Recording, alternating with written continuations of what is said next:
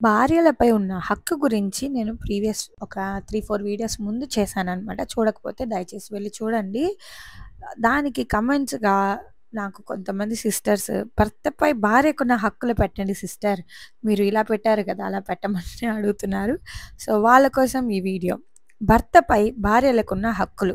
స్త్రీ యొక్క ప్రత్యేక హక్కులలో ఆమె పట్ల ఆమె భర్తపై ఉన్న హక్కులు. ఇవి తన భర్త హక్కులు ఆమెపై ఉన్న విధంగానే ఉన్నవి.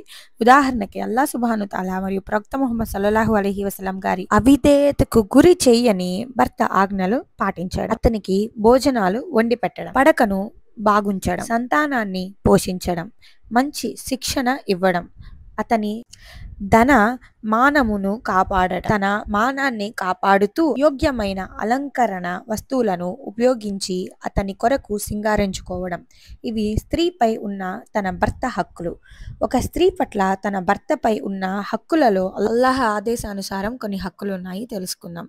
బక్రా 2:228. మగవారికి మహిళలపై ఉన్నటువంటి హక్కులే ధర్మం ప్రకారం మహిళలకు కూడా మగవారిపై ఉన్నాయి. భర్త ఆమెకి హక్కులను పూర్తిగా ఇవ్వడం అతనిపై ఫరజ్ అనమాట, విధి అయింది.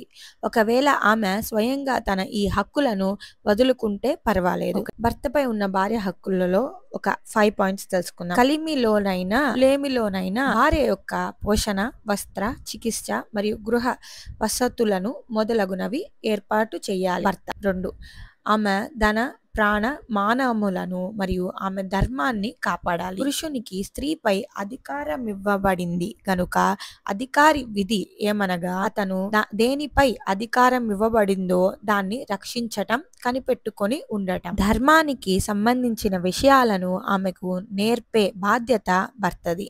అతనిలో నేర్పే శక్తి లేకుంటే స్త్రీల విద్యా బోధన ప్రత్యేక సమయాలలో మస్జిదులలో లేక బడిలో వెళ్లి నేర్చుకొనుటకు ఆమెకు అనుమతి ఇవ్వాలి. అక్కడ ఏ ఉపద్రవం లేకుండా శాంతిగా ఉండాలి. ఇద్దరిలో ఏ ఒక్కరికి కూడా ఎలాంటి నష్టం కలిగే భయం ఉండకూడదు. భార్యతో సత్ప్రవర్తనతో మెలగాలి. అల్లాహ్ యొక్క ఆదేశం నిసా 4:19. వారితో సద్భావంతో జీవితం గడపండి. సత్ప్రవర్తనతో మెలిగి మంచి విధంగా సంసారం చేయుట అనగా భార్యతో కాపురం చేయుట ఒక హక్కు.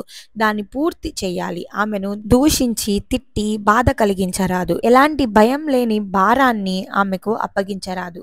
మాట మరియు తన ప్రవర్తన ద్వారా మంచిగా వ్యవహరించాలి. ప్రవక్త ముహమ్మద్ సల్లల్లాహు అలైహి వసల్లం గారు ఇలా తెలిపారు, మీలో మంచివారు ఎవరయ్యా అంటే తమ భార్యల పట్ల మంచితనముతో మెలిగేవారే. నేను నా భార్యల పట్ల మంచిగా మెలిగేవాణ్ణి. 3:3895 రిఫరెన్స్.